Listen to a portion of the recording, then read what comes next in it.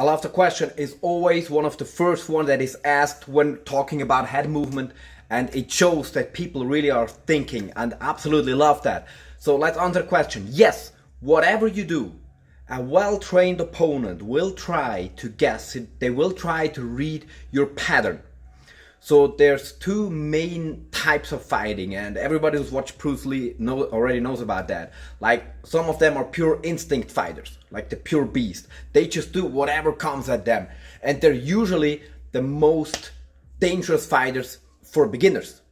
So early on in your career, if you're amateur, if you're a beginner, if you're fighting on the street, those are the most dangerous ones. And most people assume they are the most dangerous. They're really aggressive, and they just come at you and they literally want to eat you alive. And I was like that as a teenager.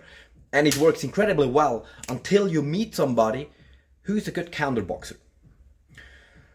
So then you just walk into the punch and then it didn't work, and all that you can think of is do it harder and more aggressive, and you walk into the punch again. And then you learn how to actually box and kick and how to move. So yes, they will try to recognize your pattern. But two things to think about when starting to doubt head movement and angling, because they might just counter you. First of all, if you don't do it, they will also counter you. Yes, when you move your head, you might just walk into the punch. There's a risk of that, but you are more difficult to hit than when you stand still. Like when we try to kill a fly or a mosquito, you just wait until they sit and you slap it. It's possible to catch one flying, but it's much more difficult, right? So as soon as you sit, you're a target. You need to stay moving. You need to take the risk. If you're unwilling to take a risk, that's the highest risk. So there's a lot of strategy behind that, but not willing to take a risk is the highest risk. You have to do what you gotta do to win. You have to take the gamble.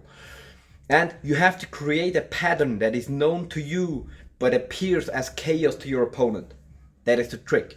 So you have a pattern, right? And it shouldn't be left, right, left, tap, tap, tap, tap. It should be something that only you know, right? Only you know the pattern. And you have to create deceivement.